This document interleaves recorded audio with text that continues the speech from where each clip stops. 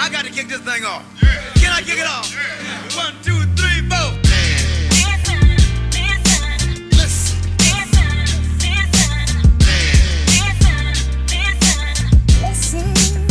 Ladies and gentlemen, listen.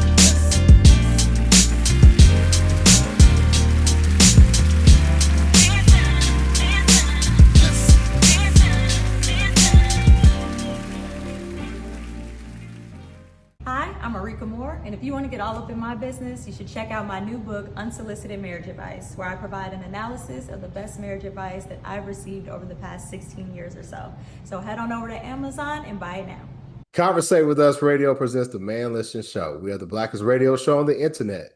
We bring you our opinion on topics that affect the black community in an effort to enlighten, enrich, and empower every brother and sister that falls under the sound of our voice. We operate on a no-hating frequency, so be prepared for us to keep it 100% real and 100% black all the time. Please follow the show on Facebook and Instagram at Man Listen Show. Go to our YouTube, click that bell icon so you can be notified when the next show drops. Go to the link in our bio on Instagram so you can buy our products. We got some books, some merchandise. It's getting hot. It's getting hot across the country, so you can get your Man Listen t-shirt so you can look fly when you go to the cookout or whatever. And just make sure you tell a friend about the blackest radio show on the internet, the Man Listen Show. I'm your host, Mark B. Let's bring the crew in. Shout out to C. So look, man, it's been a lot going on. I don't know when the last time we recorded, man, but I was out in LA and there was some heavy protesters going on due to, ICE and the different raids that they were doing. Now, what kicked off the protests in LA was they had I believe it was an elementary school graduation. And obviously it was a predominantly Hispanic population at this school. And ICE set up to do a raid during the graduation. Now, I've been a big person. I've been a big person. I've been a big advocate of saying, hey, listen, if you don't have to deal with ADOS, I'm minding my business. Now, I let that slide a little bit when it comes to the diaspora or whatever, right? But we are all about advancing the black culture, ADOS, and then that diaspora after that. And there's a lot of people who say, hey, listen, man, a lot of the Hispanic community, the Latino community, Latinx, they voted for Trump. So when, these things are happening, hey, listen, that's on y'all. Y'all put them in office. But I do have to say that it is kind of low down to be raiding a elementary school graduation. And, people always have said that, when we talk about wealth of the black community, there's things that target us, right? White supremacy being one. And then things, another thing I like to put out there is just immigration. The immigrants are taking our jobs. But I don't think too many black people are going to be out there picking oranges or doing some of the stuff that is hard as hell to do, a lot of the construction jobs or whatever. So it's going to have an even harder impact on us as goods go up. I see you. Do they not pick oranges, dog? Is that not a job that some migrant farmers do? Am I for real? Farmers, yes.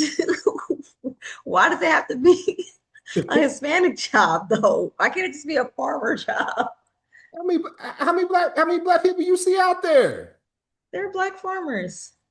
They're black, right? But they're black farmers. But he's talking about the people, the farmers, the owners, the quote unquote, the people that own the land that they hire rely on migrant work to harvest the crops and a lot of them crops. People. Yeah. So I'll concede that point. Yeah, you want to be contrary, but I don't know, man. How do y'all feel, man? Are y'all still on the tip of listen? We're gonna mind our business, or do you have an opinion that hey, this is something that we need to address? I was never on that train. I'm on the train where whenever white people get out of control, we all got to band together and fight them as a group, as a unit. That's crazy. Like, you're raiding middle schools. What's the goal there? The goal is to make them stop showing up for their kids. Then you're going to paint another narrative about, these kids not being taken care of and stuff. It's like, there's always an agenda or a goal. And my question is, what is that agenda? and how is it going to eventually, because it always does, impact us. Project 2025. They said what. Right. It's not. I think at this point we know the agenda is to get anyone who isn't who doesn't look like them out the country. So it's not about MAGA. It's really Mawa. You know what I'm saying? To make America white again. And so there's a lot of stuff that they're doing that if you do have the mindset as not affecting us, it's a slippery slope because they're arresting or they're detaining, quote unquote, even US citizens, right? So that could get to the point where they could just come to the Black community and say, well, he's a member of a certain gang because he has a certain tattoo or he wears a certain ball cap or whatever. And so it does start to hit home a little bit where it might not be happening now. If we allow that, if we stand by way to do that to others, then it's just literally a presidential executive order away from happening to us as well. I'm skipping a jump. Man, I think what it is, it always goes back to them maintaining their survival, right? And so they target us with the prison system. Everything is about punishing Black people and punishing us in a disproportionate way. So if they can lock up Black people, if they can get rid of the Mexicans and the other Hispanics, if they could get rid of them, right, and then they can make these white girls not have abortions and keep their children, then they can start to reverse the trend of them being a minority because they are so afraid that when the tables are turned of what's going to happen. They're so very, very afraid. And I think that's always the bigger play that's in the works is them maintaining their survival. And that's how they look at everything. I can't say that I am for what's happening with them. I don't think it's right that these federal agents could just walk around with masks on and just detain people and throw them away and just basically operate with impunity. I don't think it's right that they could just ship somebody off to another country and the judicial branch say, "Hey, nah, bring him back," and then the executive branch could just say, "Nah, we ain't bringing him back." And it's always precedent that's being set that we need to fight, right?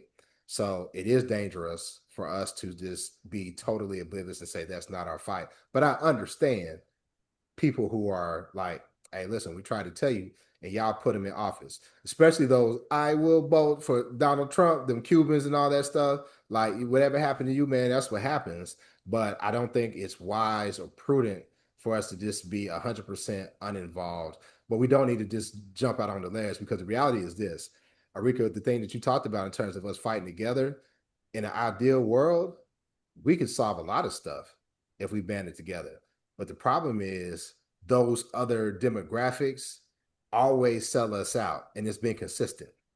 So you really can't blame Black people for saying, okay, well, y'all voted for him, or some of y'all voted for him, enough of y'all voted for him, and whenever it's on us, outside of what the George Floyd incident, y'all get kind of funny style when it comes time to help Black people.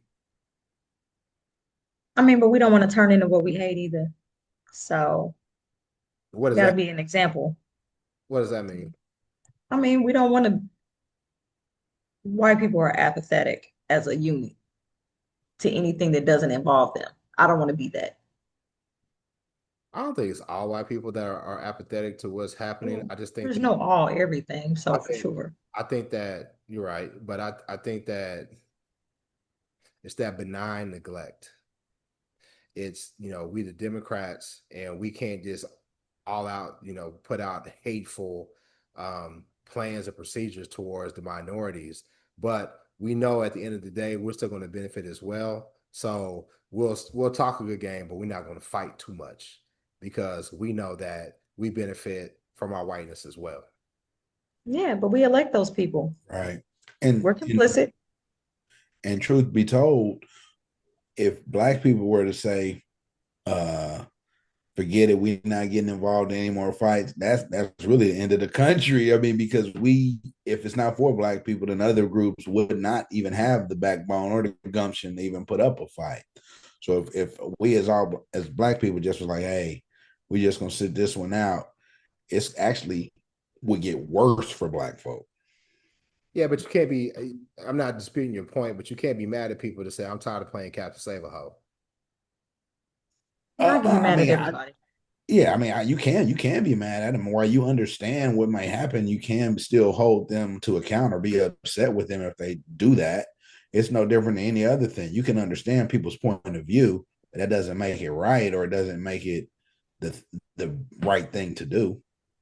So, in what way should we put ourselves out there to support or to speak out against this? Because I could see it affecting. It's like Trump said, "All right, we're gonna put in a travel ban," and he put in like damn near every country that's on the continent of Africa, right? Yeah. So again, going back to protecting whiteness, let's lock up our homegrown darkies, right? Let's get rid of the illegals, right? And then let's prevent any more darkies coming in. That's how they look at it, in my opinion. So how do we fight that? Other than voting, other than holding our elected officials accountable. And to me, it's even getting harder to hold the elected officials accountable because, and I'm gonna speak to this other point. We're gonna talk about this other topic later on. A lot of them are so bought and paid for. Shout out to Wesley Bell. No, you're 100% right. They are bought and paid for, and so it's it can be discouraging, But I think what we have to do, we have to just keep bringing awareness to the fact. I mean, I don't think there's nothing we can do when there's an executive order. I mean, there's nothing that any of the politicians can do, realistically, as long as the Supreme Court allows these orders or what have you to go forward. Only thing we can do is bring awareness and I guess kind of gear up for the next round of elections. Hopefully, we get some politicians who aren't in the pockets of some billionaires or what have you. But I mean, what are the chances of that? Yeah, because they're trying to push through Trump's bill right now, and it's aggressively targeting poor people. And you know that a lot of us, we look at the wealth numbers, we're at the bottom of the totem pole when it comes to that. So definitely getting out because we can't be apathetic, and Right. and we're gonna have to come out full force because I'm gonna say it. And I said it every show. I'm gonna keep saying it. I'm an election denier. So they're gonna keep trying to steal the shit. Yeah. They're gonna keep trying to suppress our votes. Mm-hmm. They'll keep trying to come up with different ways to change and put. They are so mediocre. They're so mediocre, man. If Because not even mediocre, lackluster. I'll say that they're not even mediocre. mediocre, lackluster, unimpressive, Yeah. everything. And I see it all the time in my daily, comings and goings. I don't want to get too deep into that, but when as you come up as a young person, if you don't have people that breathe success into your life and put encouragement into you, there's a lot of people out here that look at somebody who may happen to be white, and because they're white, white dudes, they quick to I'll get mad and I'll raise my voice. People like, okay, okay, okay. And and white women that come with the white women tears or whatever. But when you are focused and you are standing on your square and you know that you know your stuff, right? And you don't back down, you realize that they have to do all the things that they do to us because they can't compete. They can't compete on any level at all. And I just got back from the Midwest and I was just thinking about, when I moved down south, Lab lives down south now. There's this thing that we always say that, black people down south are scared of white folks. And there's some truth to that because, the racism in the Midwest is different. It's a lot more aggressive in the Midwest, right? So we're kind of conditioned to confronting that head on. And today I was in the elevator, man. I was in the Kansas City airport, and the escalator was broke. So people was like, man, I ain't walking down the stairs. I'm gonna wait for the elevator. Where it was this, Hispanic families, women, they got on the elevator and it was a little bit too cramped. And I was like, man, I ain't getting on there, man. It's hot and I ain't risking getting stuck on this elevator. So then this old white man come and he was like, I don't want to get on there because I don't want to hear their yammering. I honestly think it's rude that you're in this country and you don't speak English. And he's looking at me and this other white dude like we gonna co-sign. And I look at him and I'm thinking, yeah, I didn't even acknowledge him, but I'm sitting there thinking like, you do know that I know if you talk bad about Hispanics, I know you talk about black people. You know what I mean? And I've been kind of white boys like that. They want to say a little joke about Asians or whatever. I ain't never playing into that. I'm never playing into that because I know how you are. Yeah, that I mean, it don't even take a joke for me. I mean, I kind of assume that right or wrong about especially of a particular age. Right or right. And Right. yeah, you know what I mean? You know what I mean? If you're older than me and you're a white man, I'm pretty sure you have harbor certain feelings, you know. So, or that's how I assume. I'm not gonna say you do, but so I always going with that assumption. So it's never shocking to me. I mean, the statistics are there. 9 times out of 10, they are that way. Whether they say it in front of you or not, that just goes to their boldness. I went to a fundraiser for one of my friends that became a judge before she became a judge.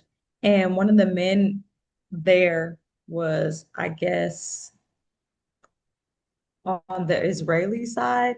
And he was like, I don't care if they kill everyone in Gaza. And I looked at him, I said, oh. I said, it's time for me to go. I don't know if this is fundraiser conversation typically because I don't do these things, but you just said you don't care if they murder every single person in a country. Which I means was like, which means that you got hop, skip, and a jump away from not caring about my black it ass. won't take much for them to say, I don't care if they kill everybody in the Congo. I don't care if they kill everybody in Rwanda. I don't care if they kill everybody in Detroit. And they say Right. that in public. So we know what he's saying in private. Amongst people that he's never met. Yeah. Never met me a day in his. I mean, obviously, lawyers, we see each other around all the time, but Yeah. no, You know never what I had a mean? conversation. I'm sitting at a table, and it's like I already hate networking for this very reason. I hate fake run-of-the-mill conversations, and also hate talking about my work. So when he came out the corner swinging for murder, I was just like, is this what happens at these events? This is But why I'm not if back. you're around white men of that age all the time, that's their passive aggressive way of trying to assert their dominance by saying He is a little things, teeny tiny man. but saying things that they know are going to be politically charged. When Obama was in office, oh, there was nothing that you could do. Any conversation, you could be talking about the NFL, you could be talking about, hey man, look at the flowers that just came in, and they'd be like, yeah, I want to call my mom, but I don't have an Obama phone to talk about it. They always come up with some stupid shit to bring up Obama. So, and they do it because they know it's a trap for you, Mm. because you either have to be quiet and maintain your professionalism, your job, your career, or whatever, or you can respond, put them in their place. And then what happens is, okay, now this is the angry black man. Now this is the angry black woman. Now we got ammunition to get them out of here because they're not a team player. They Hmm. know what it is. They know the game is rigged. So that's why they pop that stupid shit like that. It's exactly what they do. Yeah, but the fact of the matter is that I think it's like you said, it's enough information out there. We've all had enough experiences to know that that's generally how they feel about everybody that's not white. Yes. So it's safe to assume that at least 90% of them are at the bare minimum worried more about white interests and white success than preserving all humanity and all human rights. And speaking of that age group, let's talk about, the biggest fucking numbskull, uh, Donald J. Trump. He went, oh, we obliterated all of their nuclear facilities, and then come to find out you set them back a couple of months. You fucking idiot. I really can't stand the dude. Yeah. I just can't. And I really resent the fact that we have been drug into a potential conflict um, by protecting, and I want to make this clear because I know how they are.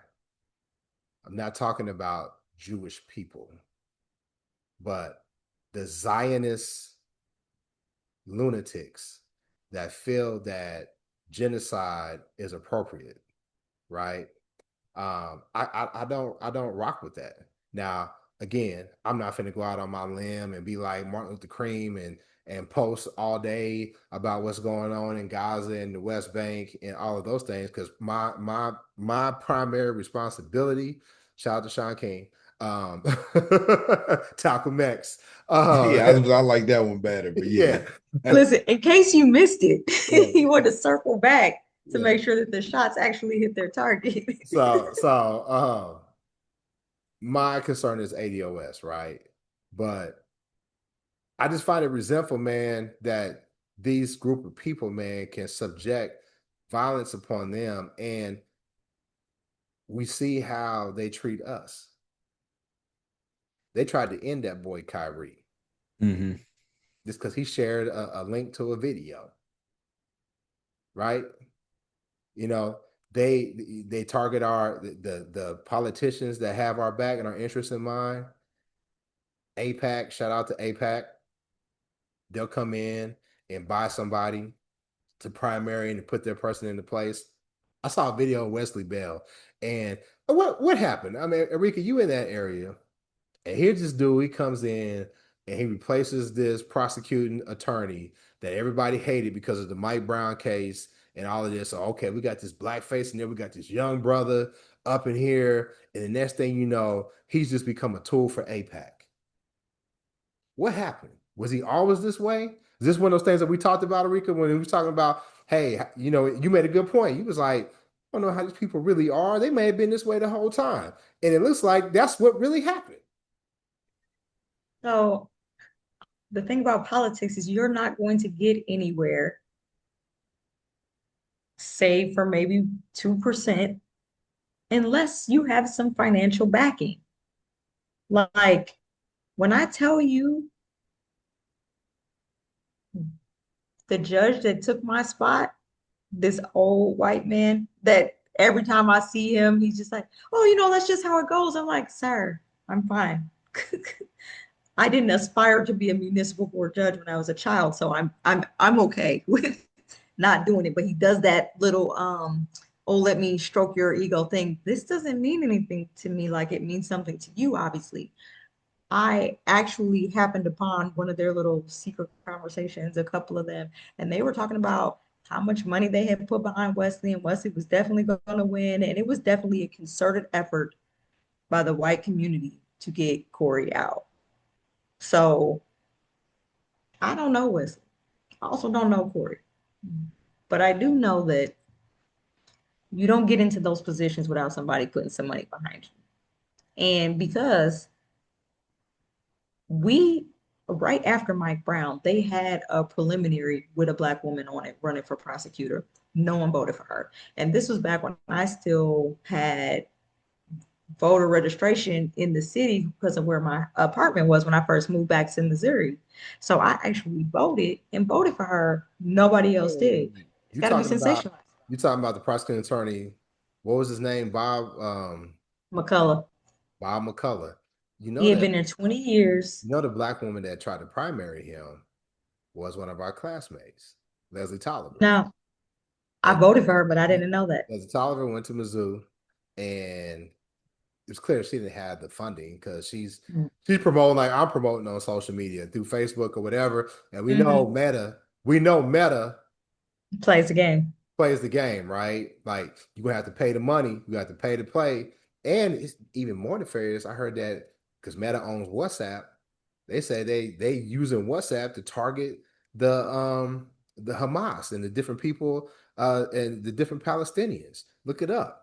They said they know that Meta is complicit in it, that they're using WhatsApp to give locations to people in Gaza for the Israelis to target.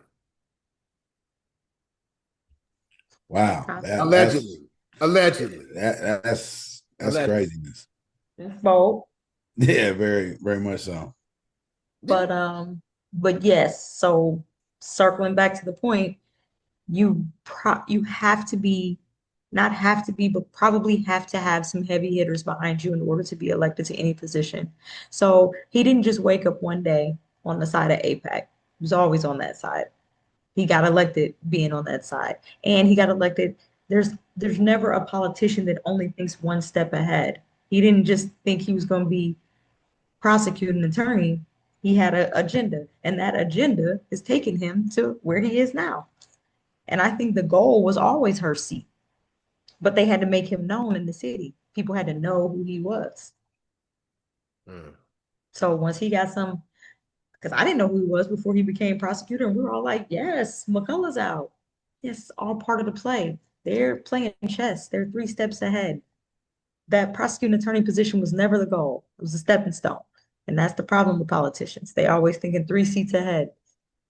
And then, I looked up who are the biggest recipients of AIPAC money. Chuck Schumer was at the top, right? He's the top Democrat. Well, You know who else you know who else is up there? Hakeem Jeffries. Yeah. He's in the running. They putting their money behind him because he could possibly persuade the black vote. So yeah, he's up there. He ain't persuaded me because he a Kappa. So I don't. My God. How do you even know that? There's some lines I don't cross. First black Greek president, and he's no. I'm just joking, y'all. I'm just joking, man. But yeah, I think that we're definitely at a crossroads as black people when it comes to what we're going to stand for and what we're not. But I do think that there's an attack on all fronts, and we got to stand on our own square. You can see how they're trying to set precedent to go after HBCUs. They always go after HBCUs. Look at Florida A&M. I got several friends that attended Florida A&M, they're alumni, and they installed what's our boy's name? I'm having a brain fart. The governor, that idiot governor down in Florida. DeSantis. DeSantis. They pushed through this lady, and they got and everybody was like, "No, she's a political plant." They gave her the highest salary ever for that position, right? And they know once they got her in, and she's a plant, and they paid off the board, and they voted for her. Now, whatever these agendas are that they're going to try to push through, now you got your person already on the inside. Yeah, that's something that until it happened in Florida A&M, I mean, I was aware of it, but I never thought about it. That a lot of them are state-run institutions, so governors and Senate and all senators, local politicians have say over, just like they do University of Florida or what have you. So I'm surprised it took this long. Yeah. Well, I mean, I think that they've always played the long game. And it goes back to what I said on the last show. We don't sue enough. We don't sue enough. We don't sue. Right. we don't sue enough. And I understand Erika's point when it's like, hey, listen, expert witnesses cost. These things aren't cheap. But back in the day, we had the NAACP. We had Thurgood Marshall, Sidney Redmond, what's our boy's name? Charles Hamilton Houston. Shout out to those alpha men, and shout out to the Standard. And they were out there trying to challenge these things that were impacting us as a black community. I don't see that no more. What did we have? Yeah, Benjamin Crump. Top dog. You call him top dog. Yeah, Crump, right? You had there was another couple guys that was trying to get on it. And I'm not saying that Benjamin Crump did not have good intentions, but I do think that whatever he was doing didn't work. And trying to get money for families who were impacted by injustices, that doesn't help us. That doesn't help the community. And we need to be about the community. Yes, that gives them restorative justice, but what does that do to change our condition? What does that do to give us protection from the inadequate laws or the misapplication of justice and That's the precedent, though, and the that you're talking misapplication about. of resources given to the community. That's You supposed can't to be have the it both precedent, ways. though. Yeah, that's the precedent. Like, so you get the money, and that sets the precedent, hopefully, to deter that action from happening again. Or deter people from having to sue again because that precedent has been set. These are the same set of facts. Pay me, or you're going to lose, and I'll get more in court. And that's generational wealth. That's literally what we're asking for. We're asking for families like that's like the Black Wall Street. If those insurance companies had paid out and those businesses had been able to rebuild and restore, what kind of wealth would that have trickled down to the people? So sometimes justice looks like one person getting justice so that it can, because what they're going to do, hopefully, not like some celebrities, but hopefully they're going to start pouring that money into Black communities. They're going to start making sure that their children go to better schools, maybe HBCUs, maybe that's more money for HBCUs. We don't know, but we got to start putting money in the hands of Black people to find out what we're going to do with it to have a positive impact on the financial state of Black people in general. I don't think that you all are wrong. I do think that there needs to be a multi-pronged approach, and we Mm-hmm. have to challenge state legislatures. We have to challenge the federal government. We have to have people who are equipped and who have the knowledge. I don't have it. I'm not an attorney. Maybe I need to go back. Maybe I need to go to law school. I might take that LSAT and go to law school, like my mama wanted me to. Shout out to mama.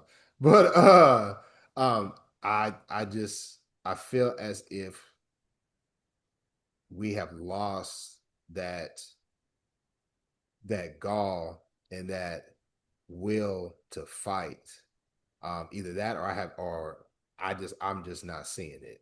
I know that I try to do what I can do within my powers, within my knowledge, and make the changes that I can make.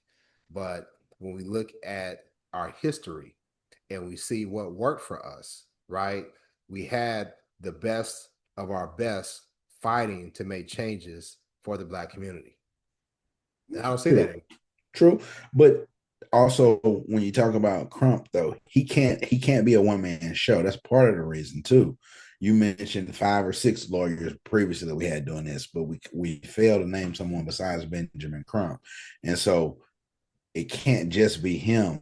So yeah, We brother, don't want it to be Benjamin Crump. right. I'm not about here to put down no Black man, but if No, no, no. I understand what you're saying. you ever seen the press conference, you know what I'm talking about. Yeah, no, exactly, exactly. I know exactly what you're talking You know what I'm about. talking about. I'm not gonna So, put that man down, but you know what I'm talking about. yeah, but at the same time, as we're asking for all this, like you said, multi-pronged or multifaceted approach, we need all hands on deck. I think part of the reason is we as Black Americans have gotten somewhat comfortable, somewhat complacent with a lot of this. So a lot of this stuff is really like shocking because we never thought that we would have to address situations like that. Like we never thought that it would get to this point. We thought we were good. We thought we were beyond certain things where the government would be rolling back things that were like Voting Rights Act, DEI The stuff. We protections never our thought that. ancestors fought for. Yep. Yeah, we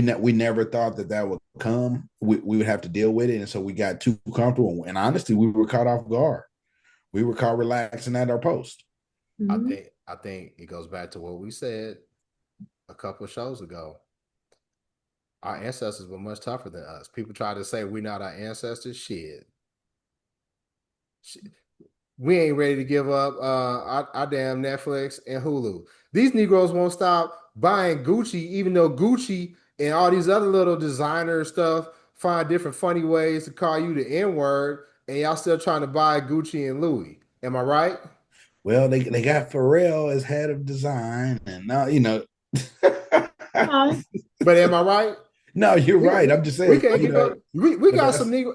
I bet you if you went to the Target parking lot, you can still find some Negroes walking in and out of there. yeah, not even that. I mean, because as long as they working there, so I mean, yeah, working there, and I told y'all I'm not boycotting Target. yeah, That's sad. That's a sad situation. We talked about it. You don't even know what their initiative was. You don't know if any of those policies remain. No one's doing the work. You know what? Somebody else brought that up in a Facebook group that I manage, and I didn't want to call him out because he lives in Minneapolis. And if you know who's based in Minneapolis, you can kind of connect some dots right there, right? But they brought out this question. He brought this question, was like, why aren't we targeting other companies that are doing the same thing? And it just blows my mind how some of us are so short-sighted. I don't give a damn if we don't know what they're doing. They were on the bandwagon with people who said we're going to roll back DEI because we don't want to be on the wrong side of Trump. We're not going to fight for our customers. We're not going to fight for our employees. We're going to bow down and kowtow to the pressure of this new administration. So guess what? They have to pay. And Target is just your turn. We can target everybody if you want to be real with it, right? But pun intended. for people to sit there and say, well, we don't know what they did, and you come up, man, and I'm not talking about you, sis, man, shut the hell up. Just be quiet. Right. Just be I quiet think and get out the way. We had the most effective right. boycott that we've ever had in years. Years. And you got the nerve to bust up him in Target and still get him your money. It don't make no sense to me. Well, and I'll say to me, this is my viewpoint on why Target is because it's one thing if you're Walmart and you never was about the DEI stuff. You never was about you we knew where you stood, but when you come out and you make that a almost like a cornerstone or a tenet of your business about supporting DEI and diversity and inclusion, and then all of a sudden that's why that's why Target deserves it to me. I've been boycotting Walmart since like 2010. So, And see, and I don't boycott Walmart. Um, and we all can have one-off situations like when Massa was good to us, right? Um, no. I remember when Walmart was hiring people from HBCUs. I remember at the HBCU I got my MBA from, they were coming and they were trying to hire all of us up for their management program. I remember that. I also remember the point, and I believe it was Andrew Young that made this point. I may be giving it to the wrong person, but they said, why would I cry about Walmart putting out these little mom and pop businesses? You talking about the same mom and pop businesses that was overcharging us, right? When they came into our neighborhoods, they're the ones that we need to be concerned about. It's just like people, when the taxi drivers would try to say, "Hey y'all, uh, Uber and Lyft is putting us out of business." You mean the same taxi drivers that was driving past black folks and black men couldn't get a damn ride? We supposed to cry about that? No, I'm not Yes. finna. I'm not finna do Now it. who's being short-sighted? Because guess what they're doing? They're hiring black people and minorities and paying them the bare minimum, not paying taxes. Walmart employees make up like a very large percentage of people who get food stamps. One of the reasons why I boycott them is because I was literally in a Walmart and were having a canned food drive for their own employees. I was like, so you want me to pay you and feed your employees? That's insanity, like literally. And what they'll do is they'll do something super egregious in life and then counter that with a public relations story. So yeah, we hired 50 or so minorities from HBCUs. That's a news headline. That's something on the heels of, yes, we run this sweatshop out of the country where we don't allow women to be managers and there's suicide nets outside. They are a horrendous company. They've been that the entire time. I'm not going to not boycott them because they're not trendy. So And no. listen, and I don't, and I want you to continue to boycott. That's un I do. I do. And I want you to boycott Target too. Because at some point, How's you need paper towels? at some point, at some point, now if they say boycott Amazon, we in trouble. Because I don't know where else to go. I don't know where else to go to get my stuff. And again, we done became soft. Motherfucker, do without, refurbish what you got, right? Mm-hmm. Until we make this point. But I just find it sad, man, that I just don't see it with other communities. I don't see other communities saying like, okay, well, why are we doing this again? No, they just come in lock and step and they take action. You remember when they was what was it when they was targeting they first started talking about targeting the immigrants and all the Mexican restaurants shut down on a Tuesday. Y'all remember that? Y'all remember when that shit happened? Yeah, I Yes, do. but But also that's very national, sensationalized like stories and events. That's and not it was a every day. one day. Now they about to have to close for good. A lot of them. Look, you saw the white man that said I voted for Trump and now I think it's a mistake because I done lost all my workers. Yeah, Yeah, they raided a what did you think was manufacturing going to plant happen? here.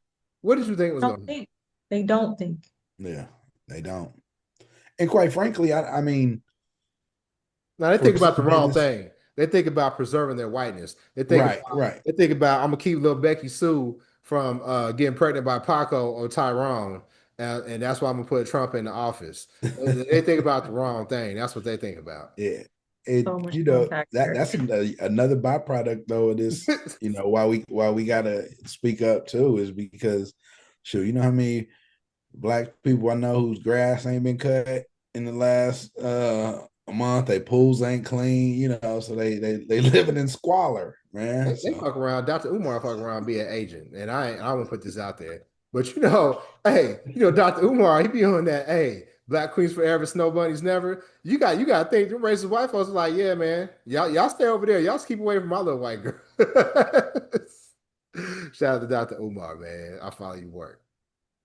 But yeah, nah, man, I see it, dude. It's mhm. happening, but we're gonna have to stay vigilant. I don't think that we need to just be 100% hands off. But we definitely don't need to be jumping in any lines, any marches, any protests, anything like that. If anything, call your local senator and voice your displeasure. But Yeah. jumping out there, getting your head beat in for some folks. Shout out to what's his name, Mexican OT, the rapper. He up here Yeah, talking big about Mexican I'm OT. I'm gonna say the N word and what y'all gonna do about it. You said that in front of a bunch of black women. Say that in front of some dudes. Yeah. I bet you don't. Bet you won't say it in front of me. I bet you don't. I don't know. Has he? I listened to a few of his songs. I don't know if he says it in the songs or not. I'm not He sure. said in the interview he was on Angela Yee's lip service, Oh, okay. Or Angela Yee. Yeah, and that's when he said it. she's saying the same thing. Yeah. Angela Yee part black. Mm-hmm. I don't think Angela Yee ain't black. She ain't I mean, down. she might be. I'm just saying he could be too. Now I don't I know. used to no, he's not. That motherfucking Mexican. I His ain't never name seen is what the he looked like. Mexican OT, the Mexican out of Texas. He is Mexican. So there are no Angela black Yee, Mexicans. Angela Yee, So there are no black Mexicans. there are black Mexicans. Okay. That motherfucker not. Okay. That's what I don't know what he looked like. I couldn't tell you. So yeah. I don't either. I got no frame of reference. Yeah. Since he like using the N word, I'm gonna go there too. He looked like he should be mowing your yard, picking oranges. Since he want to use the N word, uh, we're gonna go there. You can't disparage a whole group of people because one I person don't is disparage the whole ignorant. group of people. I disparage him. yeah. I disparage him. That's who I disparaged. Since you want to go in front of black women and say, I'm gonna say the N word, what you gonna do about it? Okay, yeah. I got Well, you. maybe they need heavier hands. I got Right. you. Right. Or pick up something that hurts. That's what they need to do. So but now Angela E. Black, I think because I followed her before she got on the Breakfast Club. She was with Cypher Sounds on satellite radio, and she had her own show. Angela Yee is actually a talented broadcast journalist. To Yeah, no, I me, like Angela to Yee. I me, like I Yee. always thought she was that clown Charlemagne, and Envy actually held her back. I think she's actually really, really good at what she does. She's funny and she knows how to actually interview people. Mhm. But she was always diminished because she was the woman and they always would talk over her or whatever. But I think her father is Asian. I don't know what country, but her mom is ADOS. So yeah, she black. Okay. Yeah. What? And your mama ADOS, you ADOS. Mama gonna play. I'm gonna play. So Right. Serena's kids that ADOS. Olympia, yeah. I mean, I Oh, mean, she gonna be. She she gonna go be real exactly. Compton. She gonna be guaranteed. Gonna You be ain't real gonna. Compton. I ain't never Yeah, seen that. I never seen the baby. Is she I ain't seen the little darker one, but hued? the daughter, yeah, the youngest, the oldest daughter. She's. I mean, she she about And as she dark got the as you. throwback jeans. She about as dark as you. Yeah. Oh, she definitely she dark skinned then. Hey, they're not on that Meghan Markle, huh? They're not on that Meghan Markle. Nah, nah. They got they still I Stupid. still would I be in the aisle, they're still talking about how that boy, what's his name? Harry. What's the little boy that married Megan? Harry. They still talking Harry. about Harry beefing with his daddy or whatever. They was just like, dog, there's no way you were coming back here because you might get that girl pregnant again. And there's no way you're gonna be in the line of succession and them throwback jeans pop up and we got a darkie in the line of succession for the crown. No way. Let us pay you out. Y'all go to the US, ball all you want. Just stay away from us. You guys taking this Bridgerton thing a little too far. I ain't never seen Bridgerton, but I know what you're talking Yes, they got black people.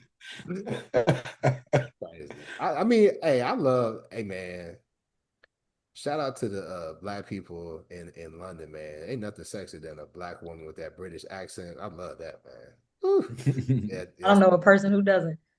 yes, indeed. I'll be there in a couple of weeks. But yeah, man, it's just something that we could not avoid talking about because it's in the news. And my main thing is, if we are pulled into a conflict, we know that if they have to put boots on the ground, a lot of that is going to be young black men Mhm. and women. Yep.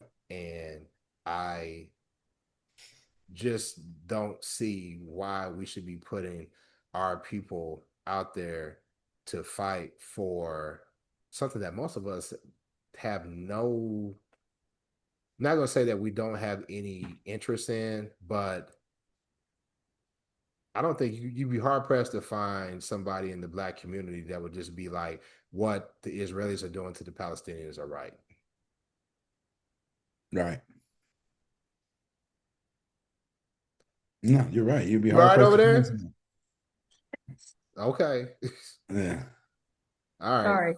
Yeah. Okay. Yes. Yeah. Get it together. I mean, I think the thing about it is we don't have a real fear of anything happening here. And until we do, we're not going to stop supporting wars and stuff like that. Hey, that's We what don't have to worry about our kids getting bombed at school and then having to dig them out of the rubble. So because we don't yep. have that fear, Americans are able to disassociate from war. They're like, oh, they tried to bomb our base in Qatar and they deflected it or whatever. We have no fear. So it's not until it really hits home that we're gonna start changing our perspective on war because war is never here. It's always a distant thought. Hey, that's what Zelensky was talking about Yeah. when he was What do meeting you with say? You say, yeah. yeah, you're protected by your big ocean, right? Yeah. Yeah. Hmm. Yeah. Yeah. Because, ain't nobody in this hemisphere going to start no stuff. And the No. one time they tried to set up, they still been boycotting and embargo on them. Shout out to Cuba. Yeah. So anyway, I think we talked about it enough. Make sure y'all follow us on Facebook and Instagram at Man Listen Show. Subscribe to the show, click that bell icon so you can be notified when a new show comes up. Go to that link in our bio on Instagram, buy our products. We'll see you next time. Peace.